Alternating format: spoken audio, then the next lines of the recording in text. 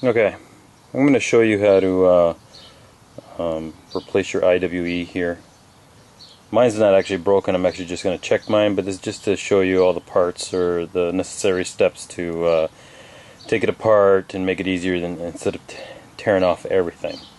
We'll start off by showing you where to mount the floor jack and put your jack stand. Alright, I placed my floor jack just behind this cross member here, and then the jack stand, my 6-ton jack stand, is just in front of the cross member. Now you jack it all the way up until you make sure your tire is off the ground, and then let it down gently. Alright, make sure you take off all your lug nuts. I have the spline ones.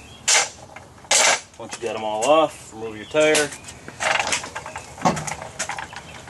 Just set it off to the side.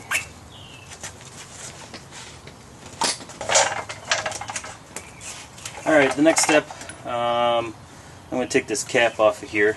This has a little nut that holds actually the shaft in place.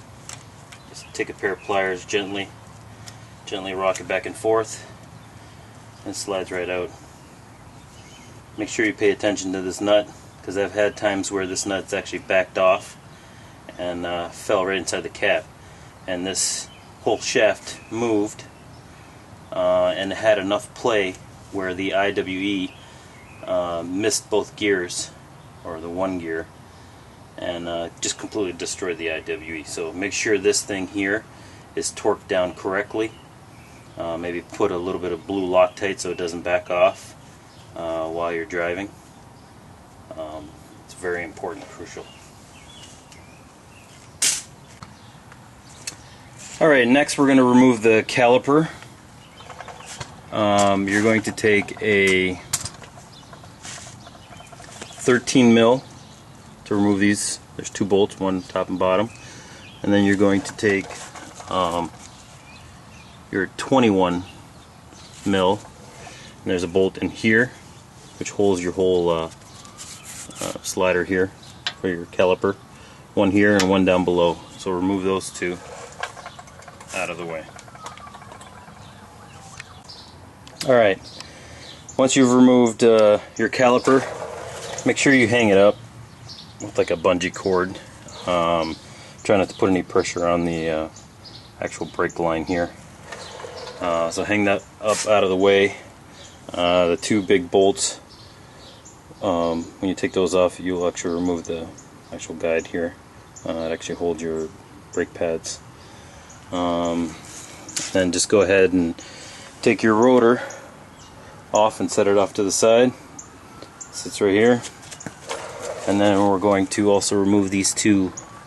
There's 2 nuts right here. One's an 8 mil and the other one's a 10 mil. So you're going to remove these, kind of separate these lines. Make sure you separate all the lines from all this stuff. I'll get a little zip tie here. I'll cut that up out of the way, and that way it'll allow everything to move freely. Alright. Okay, I've gone ahead and unhooked all the lines, the brake line and the vacuum line.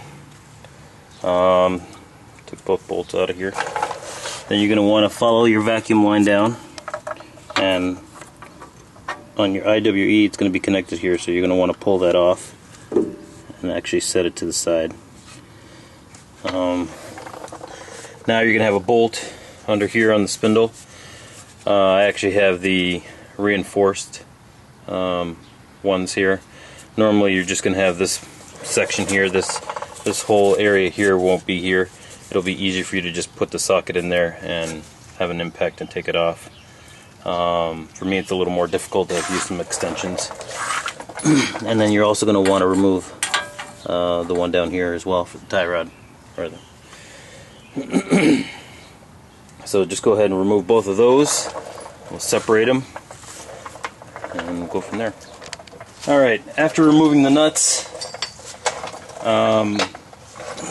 for me, I had to take a pry bar and gently place it under here.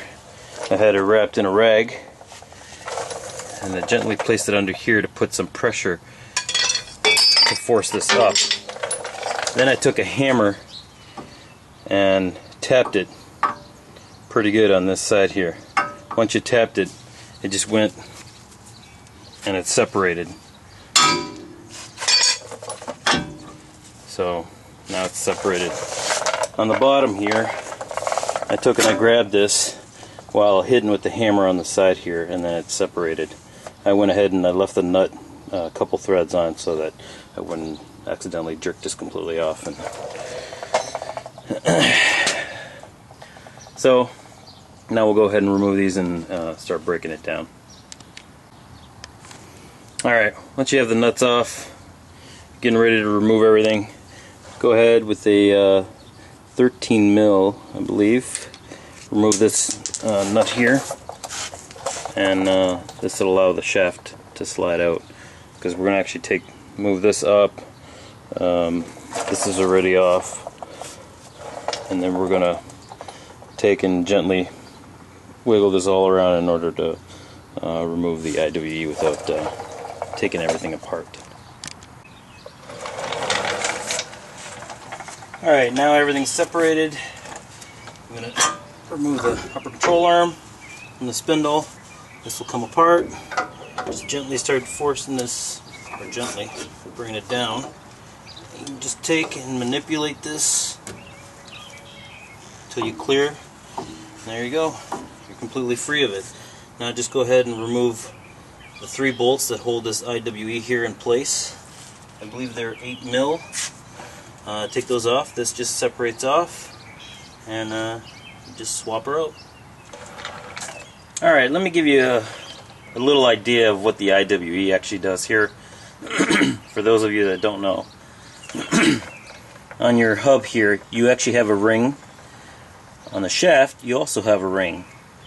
Now these 2 rings come together, but they still have a slice in the middle. And what this IWE here does is, right now, when the vacuum is, actually when you turn on your vehicle, this thing sucks all the way back, okay, which separates the connection between both of them.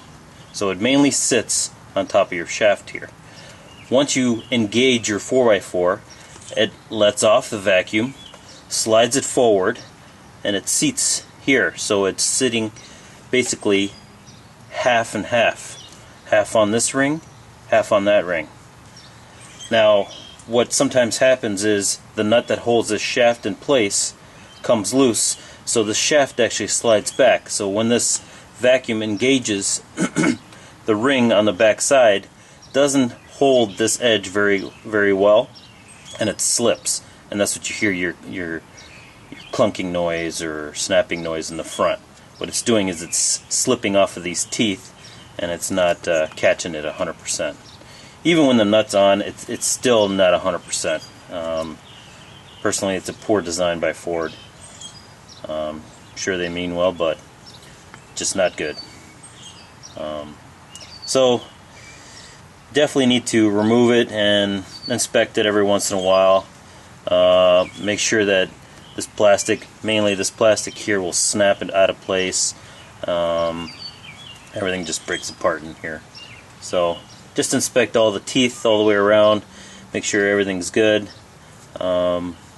grease it up, and when you get your new one, just place that back in. Make sure your vacuum line is facing upward. Torque all 3 of these nuts down, bolts down, to torque specs, and then you do the reverse, slide it back in, put it back in place, hook up with your upper control arm, and torque down this nut. Maybe use a little bit of blue Loctite to stop that nut from backing off, because it's happened to me quite a few times on both sides. So that's basically how to remove everything here in order to swap out your IWE.